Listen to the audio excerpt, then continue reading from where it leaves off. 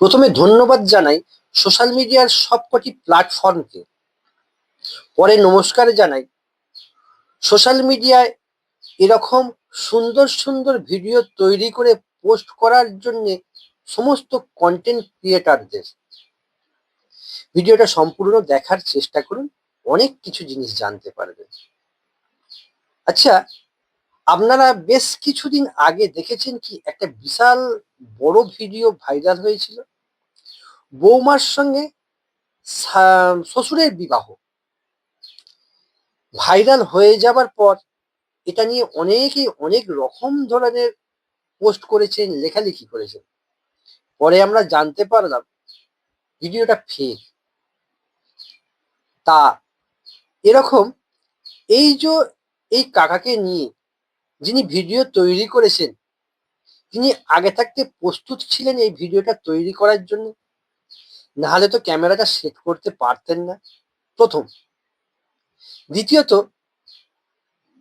একদিন আমরা জানতে পারবো যে এই কাকার হয়তো হাত নেই, কিংবা যার যেখানে হাত দিয়েছিল সেটা হয়তো নেই।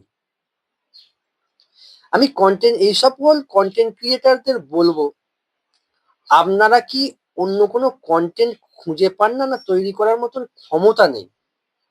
তাহলে এসব ভিডিও পোস্ট করে দু পয়সা ইনকাম নাই বা করলেন? এটা শুনতে দেখতে খুবই কি ভালো? এও তো হতে পারে একটা মানুষের জীবনে কালি লাগানো হয়ে যায় দুটো পয়সা ইনকামের জন্য।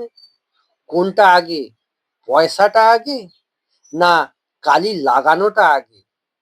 যাক, ভিডিওটা বড় করতে আর চাই না। আপনারা সবাই ভালো থাকুন, সুস্থ থাকুন। এরকম কুরুচিপূর্ণ ভিডিও আমরা সবাই দেখছি বলে সবাই তৈরি করতে বাধ্য থাকছে। আশা করব আমি আমার মনের ভাব প্রকাশ করতে পারলাম। আপনারা সবাই ভালো থাকুন। সরস্বতী পুজোটাকে সবাই মিলে আমরা আনন্দে কাটাতে পারি।